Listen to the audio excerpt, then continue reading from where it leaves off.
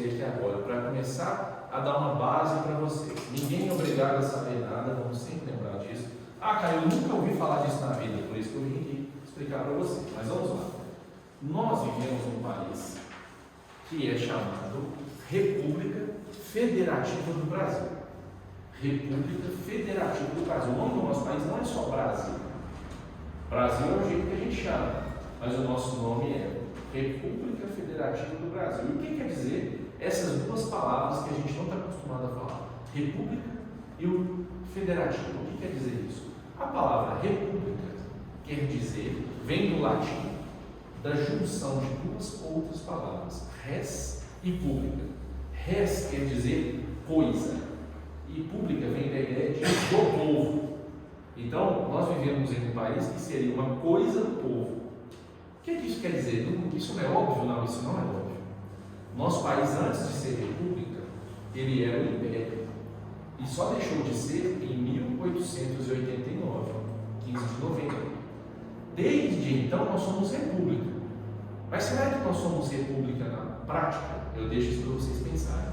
Eu gosto de falar que no Brasil não existe só um Brasil, existem várias realidades. E existem cidades no Brasil que, na minha opinião, não são república nenhuma. Como que era na época do Império? Quem fosse filho de um barão ia ter vida fácil a vida toda. Quem fosse filho de um marquês, de um duque, de um visconde, dependendo de quem fossem seus parentes, a sua vida estava resolvida na hora que você nasceu. E se você tivesse nascido numa família mais modesta, a sua vida ia ser modesta para sempre. O máximo que você ia conseguir ser seria ser um funcionário de um grande fazendeiro, um mascate talvez, vendedor de roupas, se desse sorte. Isso se não tivesse nascido na época da escravidão, a chance de ter sido escravo era muito maior, de todos nós. Então, houve um tempo na nossa história que, dependendo do seu laço sanguíneo, você ia ter mais direitos ou menos direitos. E isso, teoricamente, presta atenção, teoricamente acabou em 1889. Só que tem lugar no nosso país que é assim até hoje. Tem cidade que o vereador é ele que agenda exame. Eu estava conversando com uma vereadora lá do sul da Bahia. E ela falou: Caio, é um absurdo, o prefeito não me atende mais. Eu tenho direito de marcar 5 exames por mês e agora meus exames não são mais marcados. Eu falei: o quê? A senhora trabalha na saúde? A senhora é doutor de saúde? A senhora entende alguma coisa de saúde? Como é que a senhora está marcando, agendando exame? E ela achou que ela era uma boa vereadora. Agora imagina nessa cidade dela. Quem tiver amizade com o vereador vai ter exame. E quem não tiver amizade? E tem para todo mundo? Ou só para as famílias que têm mais eleitores? E então, vocês estão hoje trabalhando no poder legislativo que está dentro de uma realidade da república. Então, por exemplo, já o que isso tem a ver com o trabalho seu de assessor? Você nunca vai pedir favorzinho para os outros. Não tem como quebrar um galho e passar na frente? Não, não é para isso que você está ali. A função sua vai ser ajudar o seu vereador. E ele certamente vai querer fiscalizar para a coisa funcionar igual para todo mundo. Por exemplo, quando eu estava vereador, eu não pedia para passar ninguém na frente. Eu ajudava a fiscalizar para ninguém furar fila. Observe a diferença. Se você fiscalizar para ninguém furar fila, você está ajudando que seja justo, independente de quem estiver na fila. Tem gente que está acostumado com a mentalidade antiga, é bom vocês saberem disso, que para Igarapé chega gente direto. Então, às vezes, chega gente com uma mentalidade diferente de como deveria ser e fica pressionando o vereador. Vereador, arruma uma vaga na creche para mim. Vereador, estou precisando que você me pague um padrão de luz. Vereador, me arranja uma cesta básica. Não é assim que funciona. Vaga na creche precisa de uma fila. E nem chama creche mais, chama Unidade Municipal de Educação Infantil ou Escola Municipal de Educação Infantil. É diferente. Antigamente era creche. Creche é o quê? Depósito de criança. A família tem uma criancinha, joga na creche e vai trabalhar, volta de noite e pega a criancinha. Era assim que era antes. Hoje não. Ela fica ali na escola estudando, aprendendo. Teoricamente ela não está ali só guardada. Ela está ali aprendendo alguma coisa. É diferente. Mas, questão de cesta básica. Tem vereador que dá cesta básica, grande erro. Não tem que dar cesta básica. Precisa fiscalizar para que haja cestas básicas suficientes lá no social. Quem precisa vai ganhar, e quem não precisa não ganha. Então, como que funcionava? Alguém me ligava: Caio, estou passando fome, desesperado, precisando de cesta básica, o que eu faço? eu falava, o CRAS já está te acompanhando? Não fui no CRAS ainda não. Às vezes é mentira, sabe? Normalmente é mentira. A pessoa já ganha do CRAS, ganha da igreja, ganha do não sei aonde, quer vender, trocar na cachaça. Então você tem que fazer, é verdade. Então o que você faz? Você fala, qual é o caminho correto? Será que o vereador é o caminho correto? Não. Vereador não é para dar cesta básica. Mas a pessoa vai no vereador, porque alguns davam.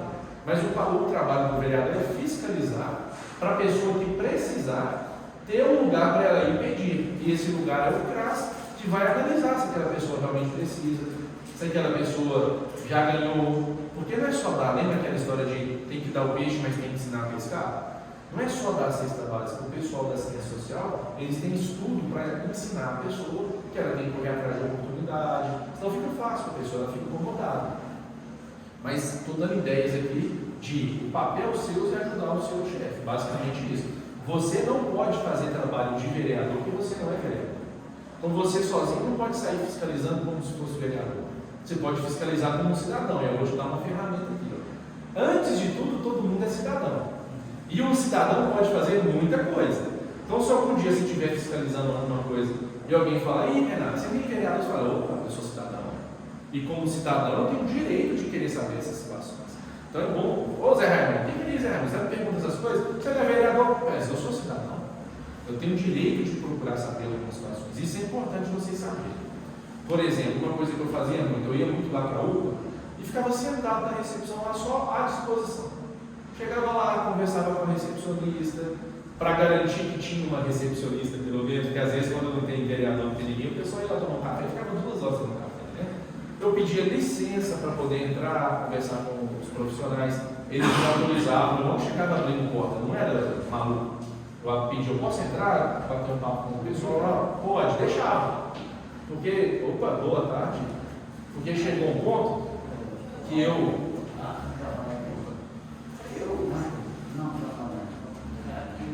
vamos lá, chegou um ponto que eu tinha confiança dos funcionários.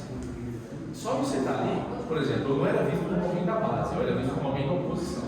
Então no começo eles não queriam proximidade comigo, ficava com medo, o que o cara ia fazer. À medida que eu estava ali, eles percebiam que eu não era uma pessoa traiçoeira, que eu não ia fazer sacanagem com ninguém, a minha presença começou a ser bem-vinda. Porque eles começavam a reclamar comigo, Caio, está acontecendo tal coisa, Caio, olha essa sugestão, Caio, por que você não fala isso? Eu comecei a virar um porta-voz dos próprios funcionários. Então, você está lá na UPA, alguém fala assim, ô Léo, o que você está fazendo aqui na UPA do lado de dentro, quer dizer, aqui na recepção? Eu entendo que vocês, assessores, não convém de jeito nenhum entrar, mas na recepção você pode fazer aqui. Sou cidadão, estou aqui observando que vocês estão passando a pessoa na frente, eu sei que não está, mas você pode ir lá observar, tá certo? Vamos lá. Sobre a República, então, vamos lembrar aqui, ó, na nossa cidade, todo mundo é igual. Independente de ter sido eleitor do grupo que ganhou, ou de outro vereador, ou se a própria pessoa foi candidata a vereador, todo mundo é igual. Isso é importante lembrar. Ah, mas você acabou de mudar para Igarapé, não tem problema. Ah, mas você mora em Igarapé, mas você não vota em Igarapé, não tem problema. A cidade tem que funcionar com transparência e com justiça para todos. Isso é importante a gente lembrar, e nós vamos ficar falando aqui o tempo todo. Mas eu preciso te contar qual que é o papel do vereador para você entender como você vai ajudar o seu chefe a trabalhar. Então, nós também temos aqui a ideia da federação. O que é a federação? O nosso modelo brasileiro, a gente adota o que é chamado federalismo. E o federalismo, a gente tem o município, o estado, o Distrito Federal e a União. E eles estão no mesmo nível de importância. Cada um cuida de um assunto. O que isso quer dizer? Quer dizer que o governador não é mais importante que o prefeito. Quer dizer que o presidente não é mais importante que o governador e o presidente não é mais importante do que o prefeito. Cada um é importante dentro das suas esferas de competência. Por exemplo, quem que escolhe o secretário de saúde de Igarapé, por exemplo, é o prefeito.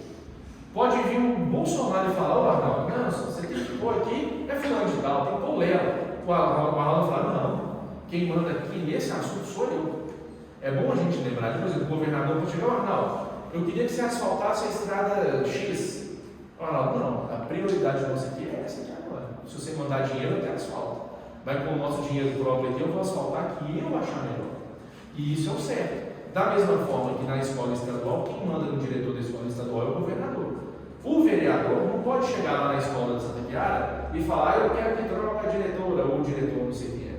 Não, porque dentro das esferas de competência, cada um manda no seu quadrado. E isso é importante para vocês terem uma noção, porque existem aqui em Igarapé assuntos que são de responsabilidade do governo estadual e existem assuntos que são de responsabilidade do governo federal. Exemplo, Copasa.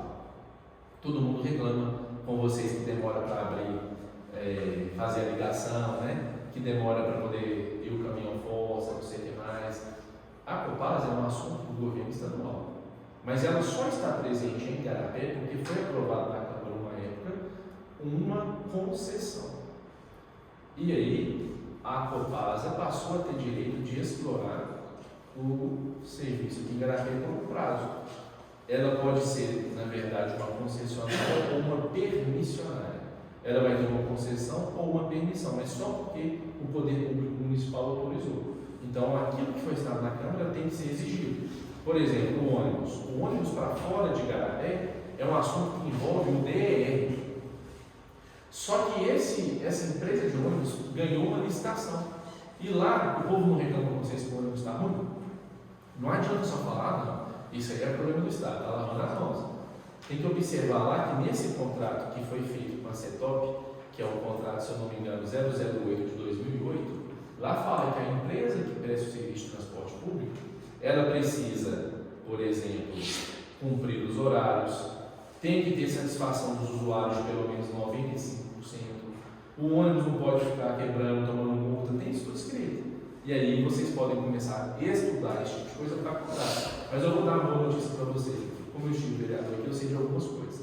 E o assunto do transporte público, a gente já conseguiu colocar lá no Ministério Público e já está lá em Belo Horizonte, na Procuradoria dos Direitos do Consumidor.